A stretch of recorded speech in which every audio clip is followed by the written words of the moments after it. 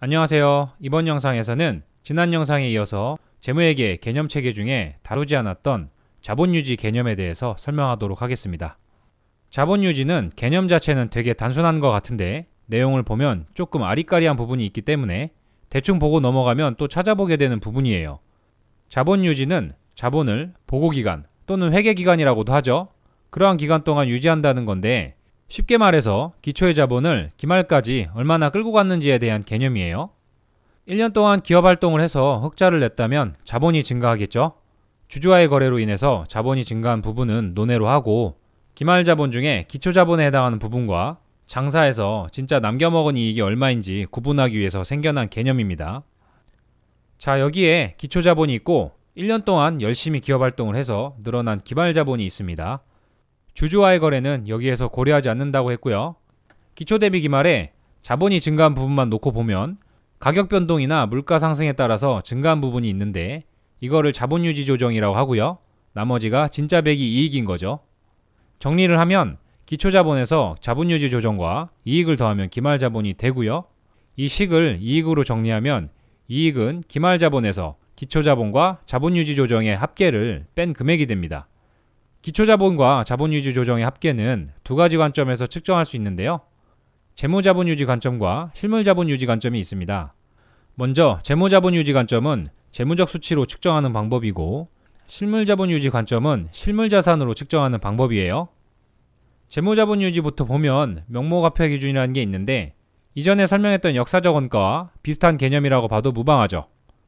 명목화폐 기준에 의한 이익은 기말자본에서 기초자본을 뺀 금액이 됩니다. 불변구매력 기준이라는 건 물가 변동을 반영해서 따진다는 건데 불변구매력 기준에 의한 이익은 일단 똑같이 기말자본에서 기초자본을 빼주는데 기초와 기말 시점의 차이가 있으니까 기초분에 대해서 물가상승률을 반영해서 계산한 금액을 빼준다는 차이점이 있어요. 어렵지는 않죠. 실물자본유지 관점은 기초하고 기말자본을 실물자산을 기준으로 늘었냐 안 늘었냐 따져보는 건데 실물자산의 측정 방법으로는 현행원가를 적용합니다. 현행원가는 재무제표 요소의 인식과 측정에서 설명했었죠. 실물자본이 유지됐다라는 건 기초의 실물자산 수량만큼 기말에도 동일하게 있다라는 개념이에요. 그래서 실물자본 유지에 의한 이익은 기말자본에서 기초 실물자산의 수량에 기말 시점에 현행원가를 곱한 금액을 차감해서 구할 수 있습니다. 기말 시점을 기준으로 기초의 수량을 얼마만큼 잘 유지했는지 따져보는 것이기 때문에 기말 시점에 현행원가를 곱한다는 점 확인하시고요. 원래 개념 설명만 하고 영상을 마치려고 했는데 개념만 늘어놓으니까 바로 이해가 안 될 수도 있다 싶어서 사례를 통해서 확인해 보도록 하겠습니다.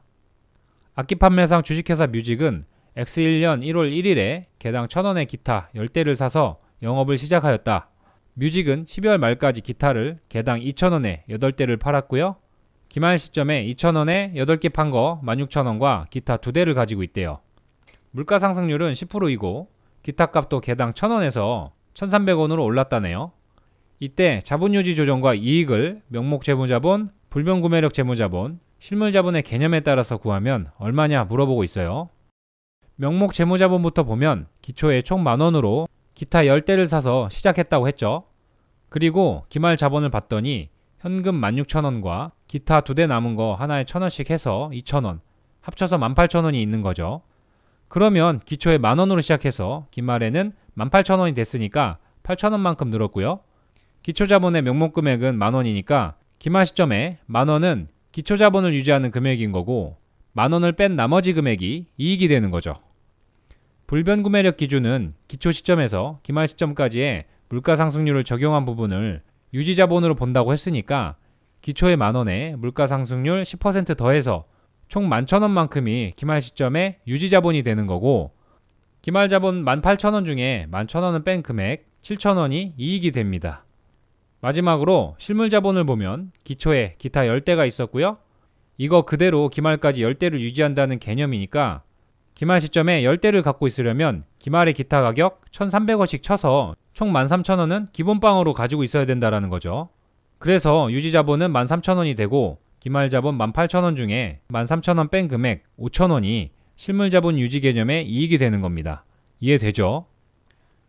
오늘 영상의 설명은 여기까지입니다. 감사합니다.